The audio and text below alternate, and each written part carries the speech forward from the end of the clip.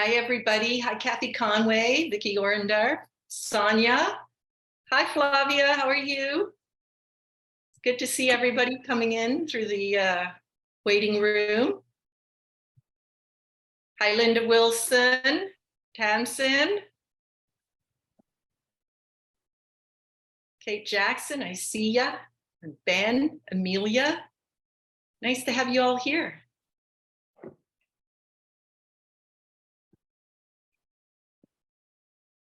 Just wait a couple minutes for people who are maybe just signing in.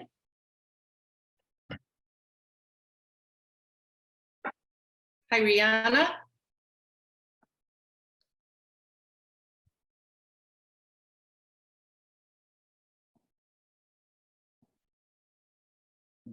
Disappointing.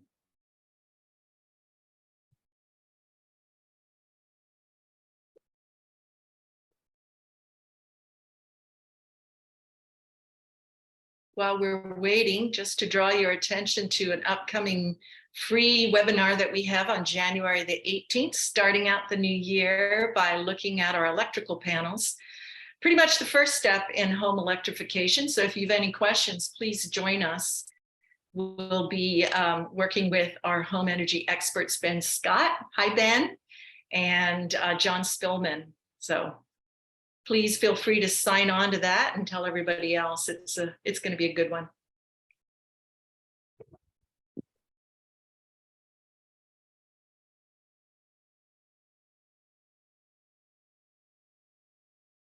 Hi, Marjorie. Nice to have you here.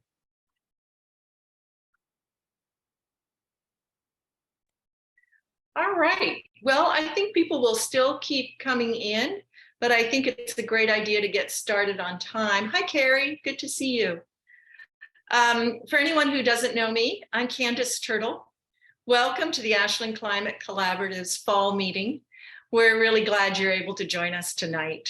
The meeting is being hosted by the Ashland Climate Collaborative Board, and it's being recorded for those who cannot attend. Please share what you hear about tonight with your friends, families, and neighbors. Tonight, we're going to talk about the collaborative, of course, our goals for the future, and how we work. We'll highlight some of our many accomplishments in this busy first year, and we'll hear from some of our action team leaders and discuss what the future could look like. But first, I'd like to introduce my fellow board members. Lori Kaplan, the president of our board, is traveling and can't be here tonight, but she sends her best wishes. Rick Barth, a founding board member, is here, and he'll present later in the meeting. Please put your questions in the chat, and we'll get to them at the end of the presentations. I'd like to take a few minutes at the beginning to give you the big picture of what ACC is all about. Our mission is to serve as a climate change hub for Ashland. Our goal is to empower, energize, engage, and mobilize our community, you, me, us, to accelerate integrated, meaningful, scalable, and equitable solutions. And we also work with and collaborate with other organizations and communities to accelerate the uptake of climate solutions across the state. As we went through our process of setting goals, we asked ourselves, what would success look like? Well, we think it would be pretty great. We could throw off that feeling of climate despair that so many of us feel these days. We could look forward to a wonderful future where both present and future generations are part of a hopeful, healthy, equitable, and vibrant community. So, how do we get to this beautiful, wonderful place? Put simply, everyone and every group needs to create and implement a climate plan that reduces emissions and builds resiliency. Everyone affects global warming, and thus everyone needs to create and carry out a plan to reduce their emissions and build resiliency. It's a simple statement to make. Implementation, of course, is the real challenge. So we started to think of how we guide ourselves through this work, and we established some Very important foundational values. These aren't ranked, but we will start our list with collaboration. It's in our name, after all. So the Ashland Climate Collaborative works across all sectors to fight climate change and to help create and implement those plans. We support the work of organizations already doing great work in the area of climate change, like Siskiyou, Oregon Hybrid Electric Vehicles Association. They're experts on electric vehicles. We don't need to work in that space other than that we need to support the good work that they're doing. We're optimistic about the big work that we're engaged with. We know success is attainable. Indeed, scientists are telling us that climate actions that have been taken recently have already reduced the chances of the very worst scenarios that were predicted happening. But we need to keep moving urgently in the right direction. Yes, we can do this. Each of our actions makes a big difference. Everything we do, however, must rest on a foundation of equity. When everyone needs a plan, that means our plan and our community must work for all of us. We respect our differences. We acknowledge that we each experience and respond to climate change and solutions in different ways, both as individuals and members of communities. We're results-driven. We focus on solutions that are effective, enduring, and measurable. We believe that by setting clear, shared goals, we have a much better chance of attaining them. Diversity of approaches, voices, and perspectives is crucial and improves our shared future.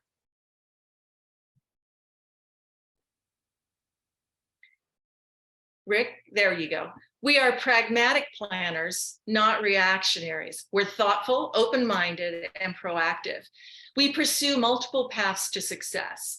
We believe that ACC's actions must be strategic in order for us to have the staying power that we will need to sustain us. Climate change work is a marathon and will be accomplished over decades. We feel strongly that we are obligated to care for current and future generations. Tonight, we're here to talk about what we can do to ensure that our children inherit the best possible world that we can give them. This is our responsibility as people of the earth. So now that we've shared our mission, our goals, our vision, and values, how do we turn all of this into an executable plan? Well, first, there's the hub. And this is the nucleus of ACC. And Rick's going to talk about this in a few minutes. Outside of the hub, we've envisioned several ways to maximize interactions with different groups. Action teams focus on high priority emissions reduction and resilience issues where no organized effort already exists. Action team members are knowledgeable and expert volunteers. And the teams have strategic plans with measurable goals and outcomes. They create content and develop strategies to disseminate information through various means. We envision that actionable information will be distributed through existing and new networks. Many of these networks already exist, such as business and professional groups, neighborhoods, civic organizations, faith communities, and more. Networks will be engaged or created to implement and collaborate on climate solutions. And we'll also partner with other climate organizations in emissions reductions and resilience education planning and action. We'll collaborate with other organizations at regional, state, and national levels to promote information sharing. Where necessary, we create. Where possible, our work is complementary and cohesive. And now I'd like to turn it over to my colleague, Rick Barth, and he's going to describe the hub, the core of the organizations that supports and interacts with our action teams, our networks, and our partners. And he's going to outline some of our accomplishments of the past year. Rick? The hub centralizes the basic work of a nonprofit so that the action teams and networks can focus on achieving their mission instead of overhead activities. Every nonprofit must have a board, perform basic operations to sustain itself financially.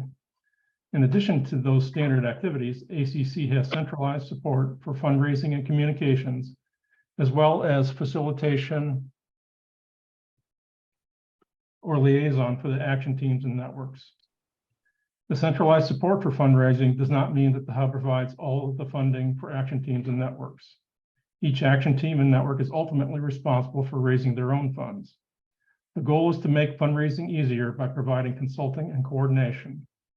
For example, successful grant applications require substantial specialized work.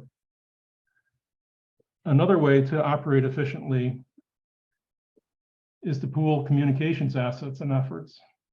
For example, email list maintenance and usage, coordination of media placements, arranging for radio and TV interviews, making community presentations, the list goes on. Good communications is very hard work. A central team will result in a coordinated effort and message. Whether the hub provides facilitation to an action team or network depends on the needs of that team or network. Some may have the capacity to carry out strategic planning, meeting coordination, facilitation without hub support. In such a case, there will be a liaison rather than a facilitator so that work remains coordinated across all the action teams and networks.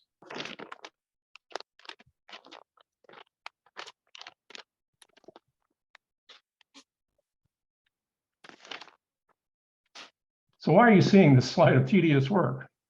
So that everyone understands why there is a hub. Imagine if each action team or network had to do this work. It's inefficient. Just to illustrate, the 501c3 application is a 40-page document. Thank you, Doug Piper, for jumpstarting this process. A process known to be lengthy and cumbersome recently became even more difficult. Once we filed our request, we discovered that the IRS was backed up substantially so that the termination letter was unlikely to be received prior to 2023. Most funding agencies and foundations will not support a nonprofit without the determination letter. With the help of Senator Merkley's Constituent Services Office, we've now received our IRS determination letter, making ACC an acknowledged 501c3 nonprofit. A big thank you to those of you who contributed prior to receiving this letter, especially Doug, who helped to push the IRS to complete this critical task. We want to acknowledge the help of the advisory committee. Their expertise, perspectives, and connections are greatly appreciated. So we've covered the mission, vision, and values. We've talked about the ACC overall structure and the hub. Now it's time to get to the heart of it. The groups who are actually moving the needle on climate action are action teams and networks. We'll start with the Electrify Ashland Now action team. I'd like to call on Mike Wright, who is a member of EAN. Thanks, Rick. It's a pleasure to be here tonight. So Electrify Ashland Now is a community-based campaign. We're seeking to eliminate the use of natural gas, which is primarily methane, in new and existing residential buildings, one of the largest components of Ashland's climate footprint. City data shows that natural gas usage continues to have increased in recent years.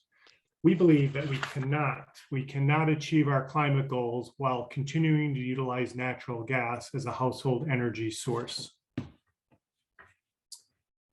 This is a group of pictures of our very handsome team of current volunteers on the Electrify Ashland Now action team.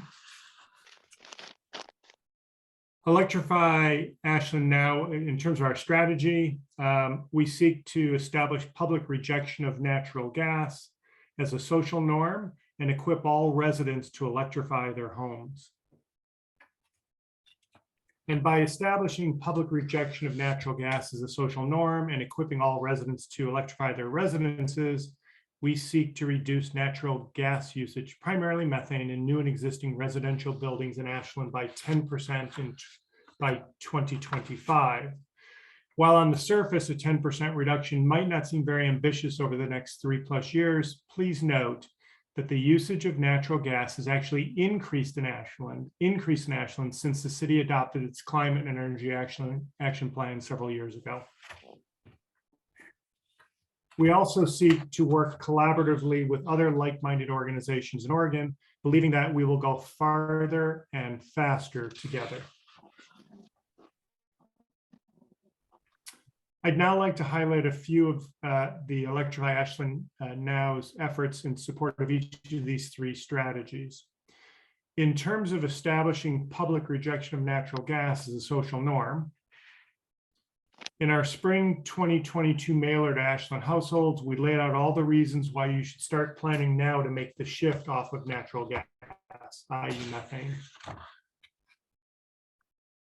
We urge folks to sign our petition, which can be found on our website, to tell Ashland City Council to support 100% electrified Ashland. And more recently, we crafted a position statement on Avista's renewable natural gas offer. The punchline being, do not take the offer. A few ways in which we are seeking to equip Ashland residents to electrify their residences include periodic webinars. Since March 2022, we've hosted 6 online community discussions with our energy experts.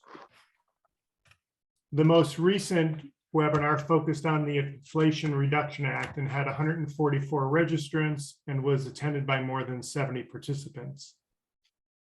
And in light of the Inflation Reduction Act, we're in the midst of piloting a targeted outreach strategy in which roughly 50 residents were mailed this postcard last week. 4 members of our action team are going door to door to roughly half of these homes with the goal of engaging residents in a conversation about the merits of home electrification with a primary focus on heating and cooling. This pilot is a bit of a small controlled experiment intended to help us determine the impact of mailers as well as the impact of one-on-one outreach to engaging residents and considering the benefits of home electrification. In conjunction with the target outreach pilot, research indicates that most furnaces need replacement after about 22 years. As illustrated in this chart, some furnaces require replacement much sooner. In light of this, we developed a short video that is intended to help residents determine the age of their furnace. This is important because planning ahead for the inevitable, residents can transition to heat pump heating and cooling before their system fails and they're left scrambling for a replacement without the time to do some basic research, take care of any requisite electrical panel upgrades, etc. We'll show you the video a little later in the program. Then our final strategy focuses on collaboration with other communities and organizations in Oregon. One example is that we've worked closely with Electrify now up in Portland, in the Portland area, to adapt some of their existing educational materials to reflect Ashland's specific energy sources and rates. This flyer is available on the Electrify Ashland Now website. As I've hopefully conveyed, we have ambitious aspirations to make a significant impact here in Ashland in terms of establishing public rejection of natural gas as a social norm and equipping all residents to electrify their residences. In order to achieve these ambitious aspirations, we need additional resources. Those of you seeking to support this movement can do so in a couple of specific ways.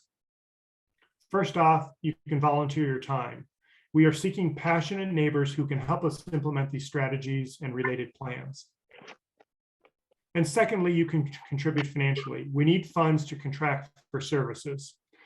To make this a little bit more concrete, both in terms of time and money, additional volunteers and financial resources would go a long ways towards the following.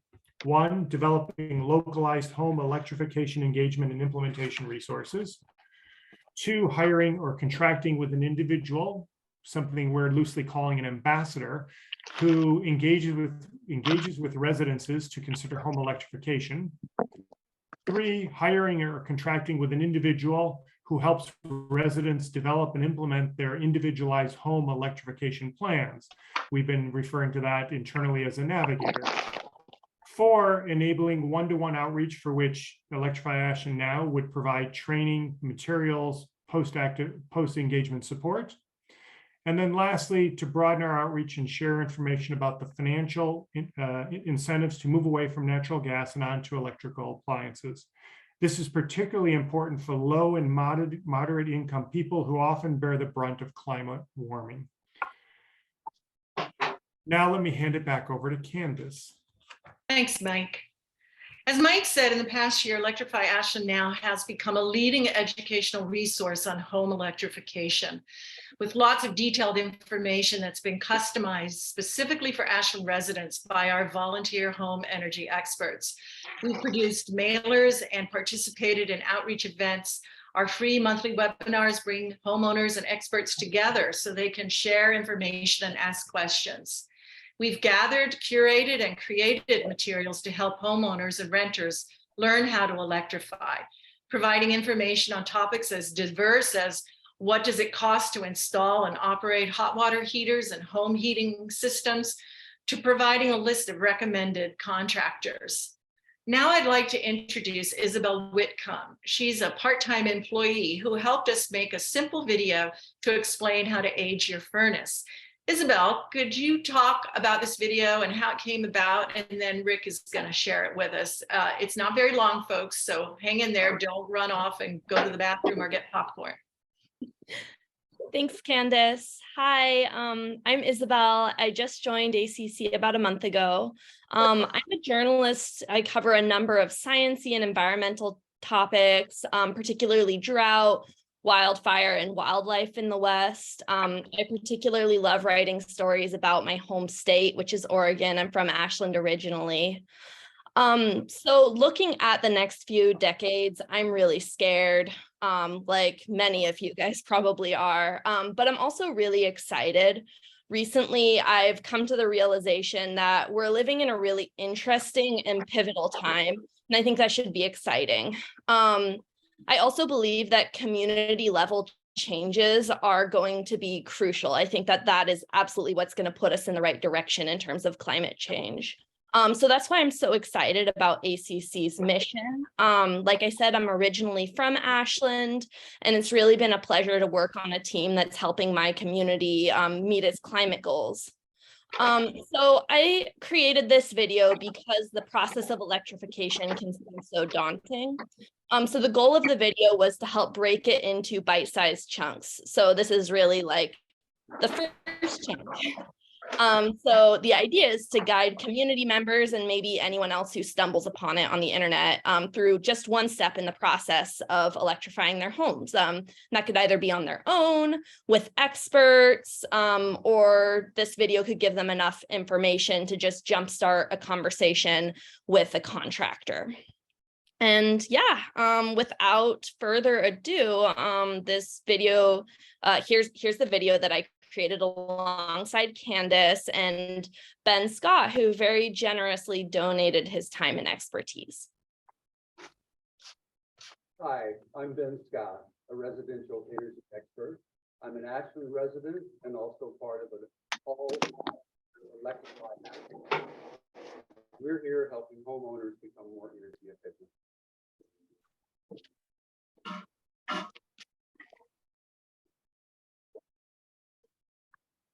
Gas furnaces emit more than 5 tons of carbon per unit annually. That's bad for the environment. You can replace older gas equipment with new high-efficiency electric heat pump technology. Heat pumps heat and cool and are the most efficient systems available. They'll also dramatically reduce carbon emissions. Furnaces last about 20 years before failures and the need to replace them. Don't want that to happen during. So the first thing you want to do is find out the age of your equipment. If it's readily accessible, that can be pretty easy. If you're lucky, you may find the serial number on the exterior of the cabinet on a label.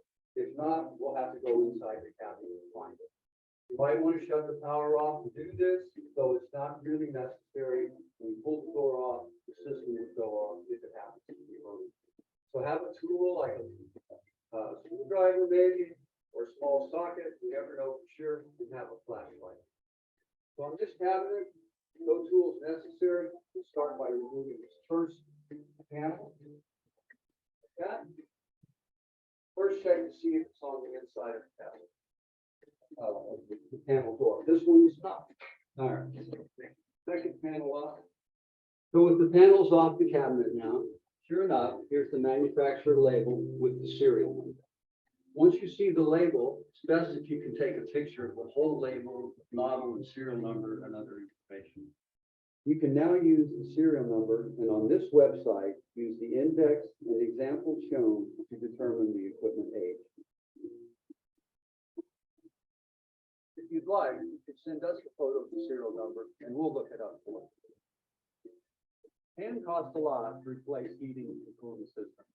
However, with the new Inflation Reduction Act, there can be thousands of dollars available in rebates and tax credits. To learn more about that, you've got a calculator from Rewiring America on our website. So that's it. You now have made the first step replacing an older gas furnace.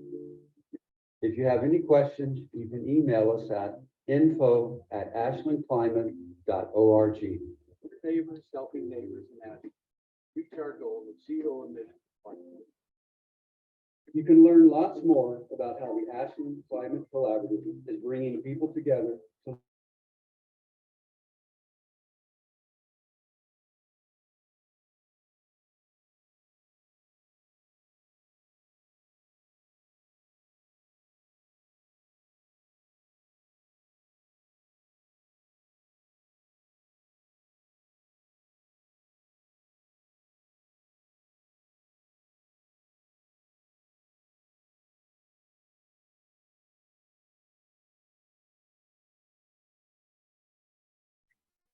Thanks, everybody. So there's a little overview of what our perhaps most active action team is doing, Electrify Ashland Now. Next up, we're going to hear from the Streets for Everyone action team. I'd like to call on Gary Schaff, who's just one of the members of that hardworking group. Gary? Thank you, Candace. So Streets for Everyone is interested in transforming the transportation system. And that transformation is essential to achieve our climate goals and to make the transportation system suitable for bicycling, walking, and rolling. Next slide, Rick, please. I want to give a shout out to Linda, Mike, and Lori, who are key members of our team. Mike will be presenting here after I finish, and you will hear from him directly. Next one, please. As you can see from this pie chart, transportation accounts for a substantial part of the city's greenhouse gas emissions, and ensuring that walking and bicycling are safe and practical modes of transportation is essential to reduce that number, together with electrifying existing automobile fleet. But it will only happen, that is, people riding bikes or walking, if it is safe and convenient, and land uses become mixed and are more proximate to one another. That way, people have a choice as to how they get around. But time is short. Changes in the transportation system need to happen very soon. Next slide, please. Our goals are ambitious, but with your help, we can achieve them. We'll need to organize, educate, engage Ashland residents, and ask them to demand change of the city. They will be given that opportunity in the coming year as the city updates their transportation and land use plans to conform to Oregon's climate-friendly rules, which were adopted earlier this year. Next slide, please. So this general list of changes are essential to achieve our climate goals. Additionally, they'll make Ashland more affordable. It is estimated that a single person living in Ashland spends 28% of their income on transportation, second only to housing. By making walking and bicycling safe and convenient modes of travel, everyone, including essential workers and students, can afford to live in Ashland without the expense of buying, maintaining, insuring, and fueling a car. Next one, please. The key to increasing bicycle travel in town is to create protected bike lanes, because people riding bicycles must be safe. According to surveys in other metropolitan areas throughout the United States, 2/3 of people would like to bicycle more, but are afraid to share the road with automobiles. Ashland residents are probably no different. Creating protected bike lanes will be a game changer, and people will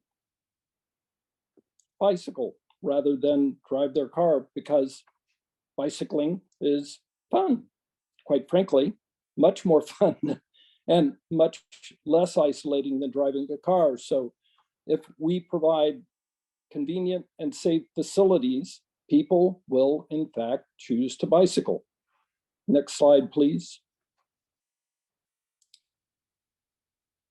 There was a time in Ashland where kids and everyone else could bicycle to anywhere. Imagine it is 2030 and you and everyone else can walk or bike to the library, store, grab a coffee or an ice cream, get to school or visit friends. With your help, we can make it a reality. And with that, I'd like to introduce Mike Vergeer, who will review our immediate term projects. Amen, Gary. Yeah, we've got a few campaigns we're working on and some that we're planning. I'm going to talk briefly about the first 3 of these projects you see on the screen, all of which are really raising our profile in the community and helping us progress toward our transportation and our climate goals.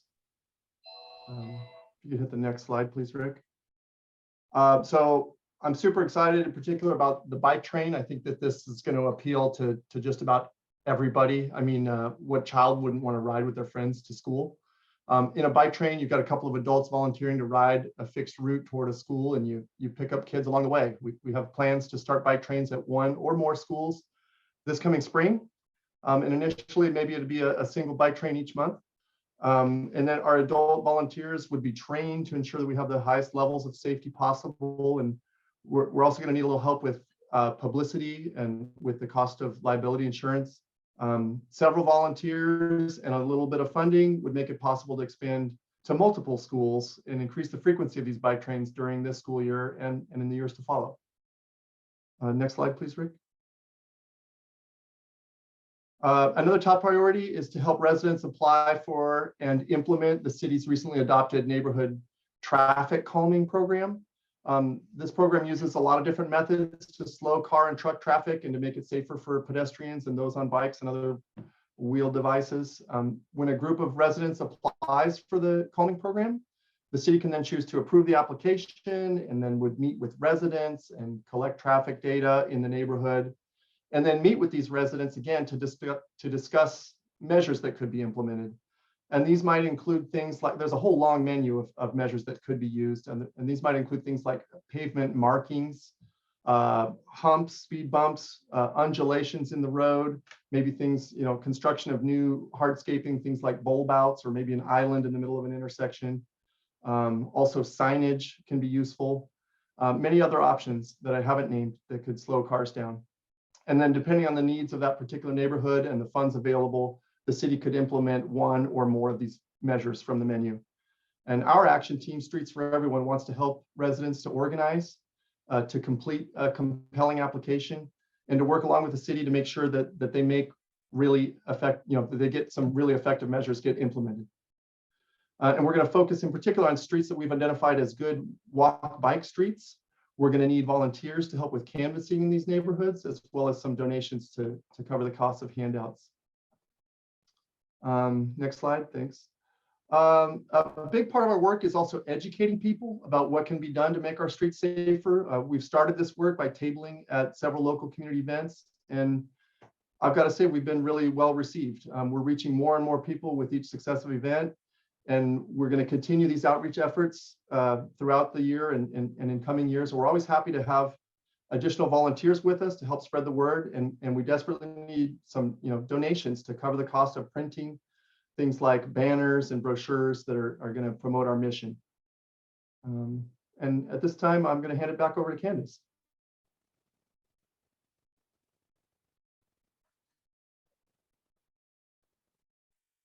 All righty, I'm unmuting here. Thanks so much, Mike. So we've heard from Electrify Ashland now, and we've heard from Streets for Everyone. I'd like to tell you a little bit more about a couple of other action teams. We have one that focuses on water conservation, and this group works with city and regional experts to arrange informational webinars like the one we held in September on water and drought, and that included our Oregon State climatologist. It was a pretty wonderful and informative webinar. They also put out a wonderful newsletter each month with water conservation tips. With more resources, this group could coordinate regular outreach events year-round.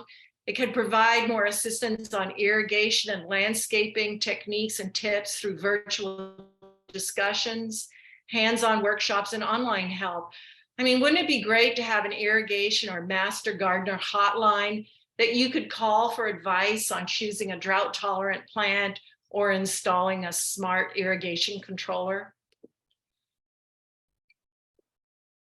Our composting action team is another action team that is still forming itself. We're working to find a community-wide solution for food scraps, which, as you know, is a pretty significant source of methane when thrown into landfills. And this group aims to find a solution that supports local farms so that we benefit from improved nutrition, air, and soils that retain more water and carbon, as well as reducing methane.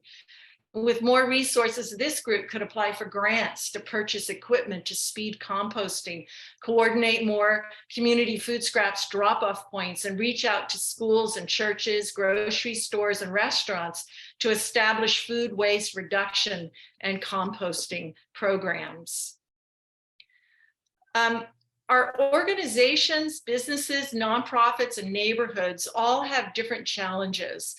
And after establishing our action teams as knowledgeable advisor and content developers, we've started to explore ways to disseminate information to city residents so that each of us can make necessary changes to our lives. For example, each quarter we convene a group of business owners and civic leaders to share challenges and solutions so that they can support each other through their climate change and resiliency building efforts. One of our newest ventures is what we call NCAN, the Neighborhood Climate Action Network. And that's a network of our neighborhood groups, a way to disseminate climate change information to homeowners and renters in a way that also builds community. We see these neighborhoods as just one way of groups coming together to discuss climate change and what they can do to help. Other groups might include churches, book clubs, hiking organizations. Is Jim Hartman here right now? I see him in the list. So you may know him from community solar projects or from Ashland High School, where he taught for many years. And he coordinates our NCAN effort. Jim, are you able to tell us a little bit about the Neighborhood Climate Action Network, which is just starting its pilot program? Yeah, I'd love to, Candace. Can you hear me? Yes, I can. Wonderful. Welcome. Okay, great. Let's do it. Next slide, please. Yeah, so this is going to be this is our mission and goals. And this is going to be a pilot year for our program, the Neighborhood Climate Action Network program.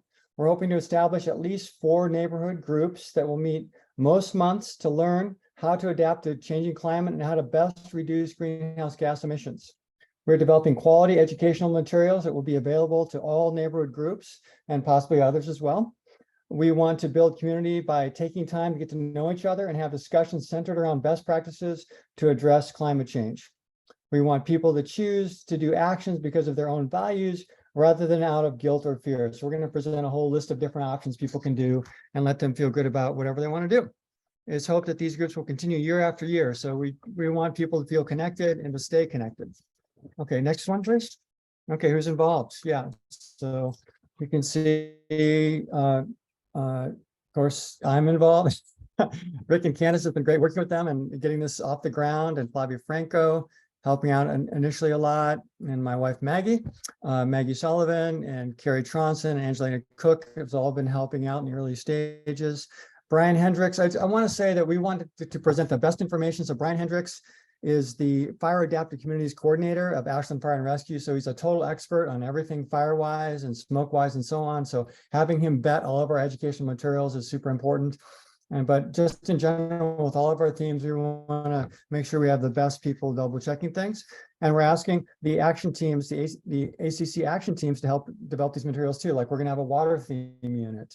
So we want the water action team to help develop our concise curriculum. We don't really have a lot of time to present, really maybe only, I don't know, gosh, maybe 40 or 50 minutes. And then that's also includes discussions and questions and so on. So we want to be concise. We don't want to get in too much into the weeds, too much detail. Next one, please. Okay, so leaders in neighborhoods. So I see Kate Kennedy is here. She's volunteering to help us. I'm so grateful to have Kate with us. Kate's a fellow teacher. We both taught at Ashland High School for a long time. So she was the science department chair for many, many years, president of the teachers union. And she's already been meeting with her neighborhood groups, with her neighbors many times just to get to know each other and to build community. And she's on Patterson Street. Marnie Koopman is at Linden Crestview Streets. So Marnie is a climate scientist, former chair of Ashland's Conservation and Climate Outreach Commission. She was a member of the ad hoc committee that developed Ashland's Climate and Energy Action Plan, or CEAP, which many of you are familiar with, in 2016 to 2017. Okay, and then me and Eric Strong are going to be doing it where we live, Upper Clay Street and Canyon Park Drive. Eric is a former Ashland School District school board member, has a lot of respect in the community. I've taught climate change units for over 30 years, and I also was on the ad hoc committee that helped develop CEAP about 5 years ago. And then Allison Street, really cool. They've been doing this program themselves over the last 2 years. They've met like 6 times, basically doing what we want to do, and they're willing to share their information. Melody is a retired science teacher, and Sonia has a job where she helps scientists communicate about climate change in a clear and concise way. So we're really lucky to have a strong group. I also want to mention too, Flavia Franco is going to join us as well with the Hillview Drive area. And Flavia has been very actively in teaching different aspects of climate change on many different levels with our community. So we're going to get together and basically figure out how to do this the best way possible. And we're really like knocking on doors and inviting our neighbors. I mean, who knows who could show up, right? So it's pretty exciting. We're boldly going where no one has gone before. All right, so we are going to launch in 2023. We have a training coming up on November 30th and December 8th. And the leaders that I spoke of, we're all going to get together and talk about how things are going to go. And in January, we're going to be inviting neighbors to the first meeting and then start our meetings in February. And I just want to say, in terms of the educational materials that many of you are going to help us with, so we have a concise PowerPoint that's going to have the basics of what we're going to be teaching. That's one thing. We're going to have an action menu that has a big long list of all the different things you could do. We're going to have a resource page. So if you want to go deeper into anything, you can do that. We're also going to try to have manipulative, so like demonstration materials that you can touch. We're going to have recommended field trips. So you might walk around someone's house to look at their water-wise landscaping or look at their fire-wise situation. So we're looking, basically, each of these groups is going to choose how they want to best teach the material. Okay, we're going to provide the resources for them, but it's up to them. So February is fire-wise. March is about food, and that's a really tricky subject I'm into right now. April is water. May is transportation. So we've heard from these streets for everyone. So that's going to be part of that. June is going to be worst thing that can happen. Smoke-wise, excessive heat, power loss, evacuations. Okay. And then we're going to take a couple of months off unless groups really want to meet, but that's going to be during the smoky time of the year. And then get back together in September, talk about participatory democracy. A lot of people are interested in this one.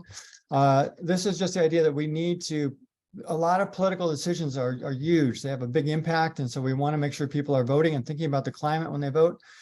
And then home electrification. We've heard about Electrify Ashland now. They're going to have 2 months. They have a lot to share, and they've got a very important challenge to do. Okay, next one. Okay, resource desires.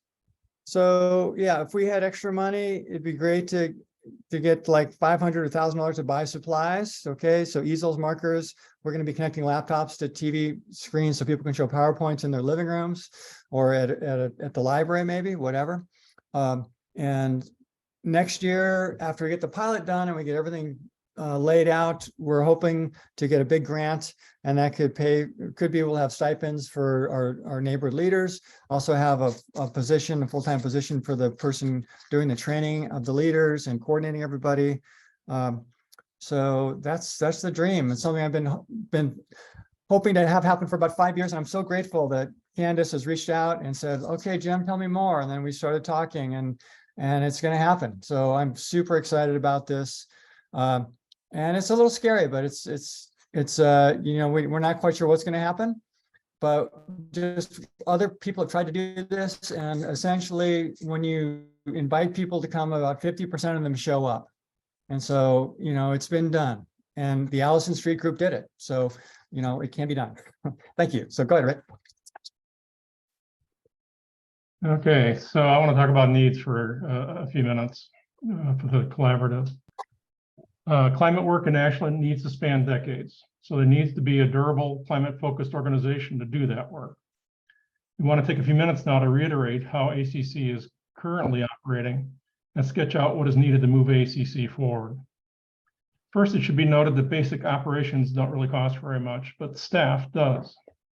Age diversity is needed to build a durable organization, and working age people need to be paid. We currently have 3 board members and 2 part-time staff who are doing the hub work you see outlined here, in addition to acting as team members, facilitators, or liaisons to each of the action teams and networks.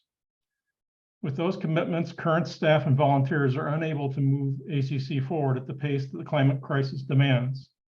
We constantly must choose which of the current operations get our attention rather than moving forward with all of them simultaneously.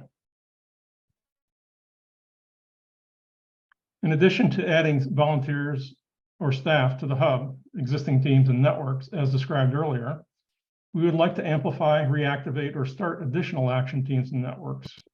Some possibilities are listed here. With the current number of people working on the hub, this isn't possible. The founding board is seeking additional board members, or those who may not want to be board members but have skills such as those outlined here that are willing to apply to the hub. Some of the obvious skills are needed for any organization, such as finance. Others are specific to an organization seeking to educate and engage with the community, such as community organizing.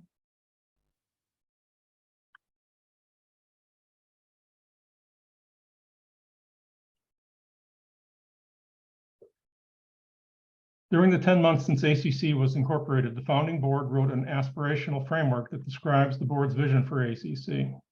Simultaneously with developing the framework, the board, along with the team and network members, started its implementation, as has been described earlier tonight. The founding board has been investing more of their personal time into this development than can be sustained. More board members are needed in order to sustain and grow ACC. The current ACC board is aware that not everyone can devote the same amount of time to ACC. Our guess is that a board member time commitment of 10 to 20 hours a month is the minimum level needed at this stage of ACC's development. Our aspirational vision is for ACC to develop sufficient funding to hire an executive director within a few years. At that point, the time commitment of each board member should be significantly smaller. The current ACC board acknowledges that new board members will bring their own ideas of the path forward. Although we have cited specific ways that new board members could contribute, we understand that there are many possible paths to successful climate action in Ashland. An expanded board will ultimately decide together which paths are to be pursued by ACC. While the current board will be seeking new board members in many ways after tonight, please do not wait for us to contact you. If you are interested or you know someone who you believe might be interested, please let us know.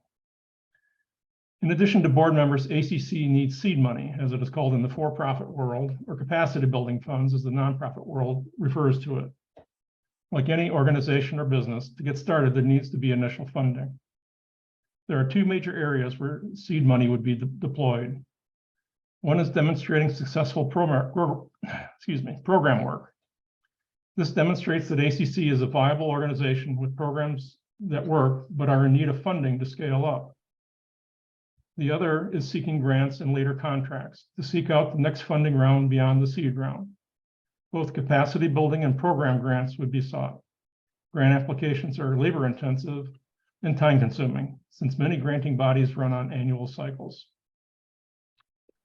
So now I'd like to call back on Candace. Thanks, Rick. That's a lot of great stuff that everyone is doing. As you know, we're a volunteer organization. To scale up and do more of this important work, to seize the opportunity of the Inflation Reduction Act, to reach more neighbors and businesses, to work on safer streets, to conserve water, to create a community-wide composting system, and more, we need to retain and hire additional part-time help. We need to hire staff to facilitate meetings, to write grants, and to convene and publicize meetings, and to facilitate discussions.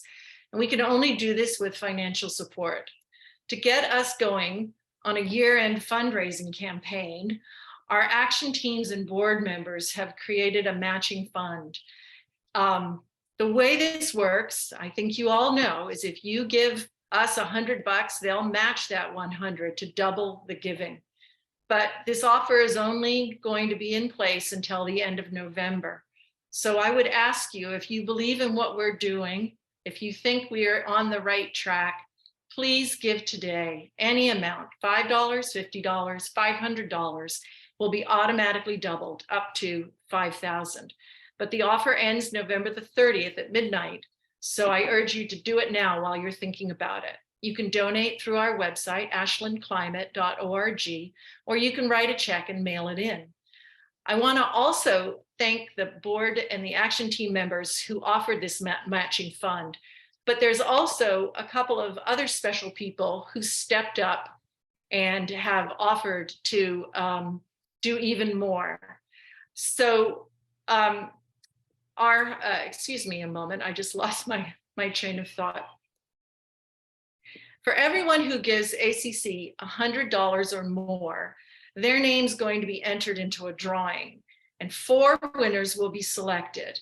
Each will receive a 1-hour home energy audit from either Ben Scott or John Spillman. There are expert consultants on all matters to do with insulation, home energy upgrades, and more. And of course, that $100 gift or more is going to be doubled. So thank you so much for this wonderful gift of your time, Ben and John. And I would just urge people who believe in what we're doing not to wait to get that match and to be entered into the drawing, and give tonight and give before November the 30th. Give for your holiday gift, give to your in memory of a special person, give to recognize someone in your family. This work really must be done, and it has to have financial support. This is the conclusion of our formal presentation, and now we'd like to take a moment and respond to your questions from the chat, and to open it up to questions as well. Rick, hopefully in the midst of all you've been doing tonight, you've had a moment to look at the chat room and see if there are any questions there that we want to start with. I just looked and I discovered that nobody had decided to post. So I think we can open it up, and if anybody would like to ask a question, please raise your hand and we'll call on you and ask you to unmute.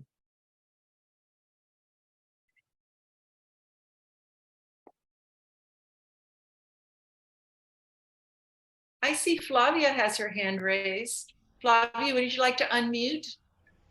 Okay, you can hear me okay? Yes. Okay. So the matching part, if I was going to do like a monthly donation of a fixed amount, is that going to be matched as well? Yes, what we'd do is we'd total that for 1 year, and the total year amount would be matched. Thanks for asking that good question. That's a really super important way to give with a recurring donation. I think it makes it easier on some people's budgets, and it also gives the organization sort of a steadier income prediction. So thanks, Flavia. Appreciate that question. Amelia, you've got a question. Would you like to unmute and ask? I have unmuted, and this is not something that was discussed this evening, but when you encourage people to electrify their homes, what do you think we will do when the power goes out and it's winter?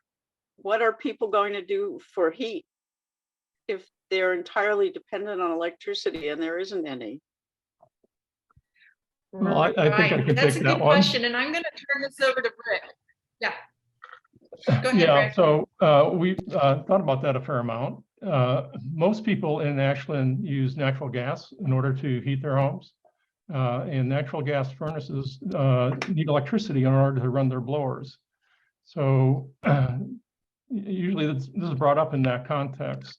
And so if the power goes out, I'm afraid that everybody with a forced air natural gas furnace is going to be in the same boat as those that are heating with electricity. I'd like to add that I chair Rotary's Environment and Sustainability Committee, and we invited Thomas McBartlett III, who runs Ashland's electric service, to speak to our group about how the utility company is going, the electric company.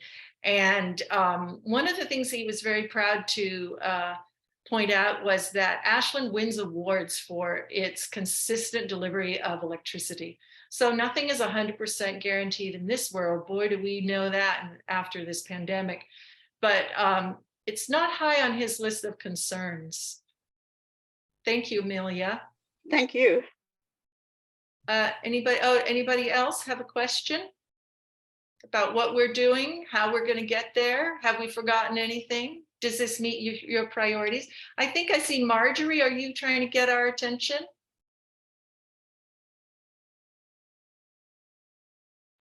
Okay. Has anybody studied what they do in Denmark as far as bicycles? They have it, for years now. They've had, for instance, a second curb on roads. I think most city roads in Copenhagen for bicycles. So they have a sidewalk and a curb for pedestrians, and then closer to and then the next is a curb and sidewalk for bicycles, and then they have a lot of other stuff too, like public bicycles. Yeah, Mike's raising his hand to I'd be happy answer. to take this. Yeah, Copenhagen's a great place to ride. Yeah. As is Amsterdam and several cities in the Netherlands, actually, where my family's from. Right. And those are excellent examples. There's a lot we can learn from those traffic engineers. They figured it out. We don't have to reinvent the wheel.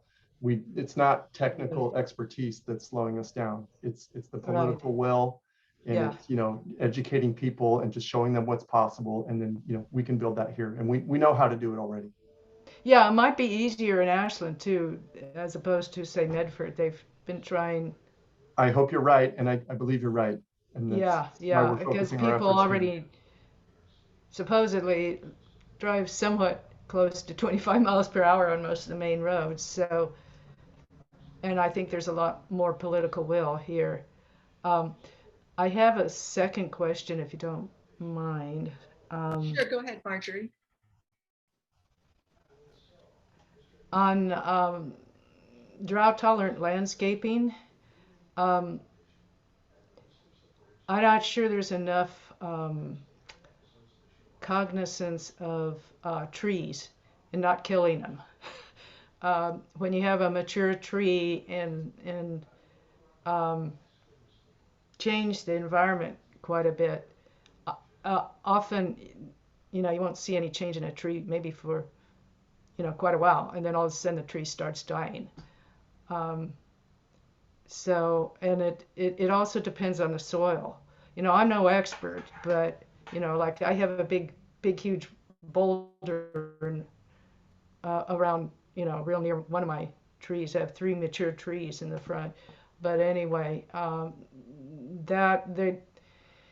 someone wrote a book about Phoenix, how they lost many of their trees because the expense of water, people quit watering trees. And I know some of the people involved in trees here in Ashland, the city of Ashland, probably are helping or would be helping in as far as that, like putting soaker holes around the perimeter of the trees and other ways to, prevent mature trees from dying. Small trees probably can you know, adjust pretty readily to a drought tolerant landscaping. But yeah, we need to take cognizance about, you know, be careful with mature trees because of course they provide a lot of shade. Yeah, you're absolutely right. All this stuff is very complicated and it's very intertwined, and it's why we rely so much on our expert advisors and with working with others in other organizations who are so knowledgeable with what they're doing in their special area. Great. Rick, I'm seeing that we're right at 8 o'clock. I don't see any other questions, so I'm wondering if you'd like to begin our wrap up.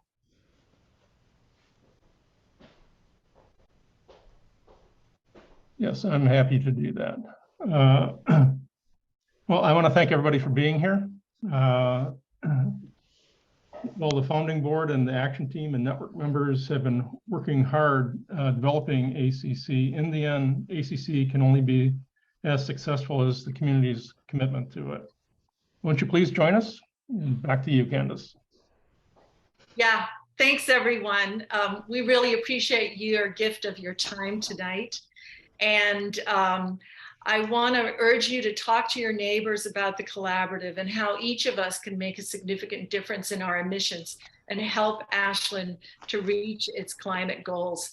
Ask your friends and families to sign up for our newsletters through ashlandclimate.org and make a donation today at ashlandclimate.org, our website, so that you can get the match and that you can be entered into the drawing and maybe win a free home energy assessment.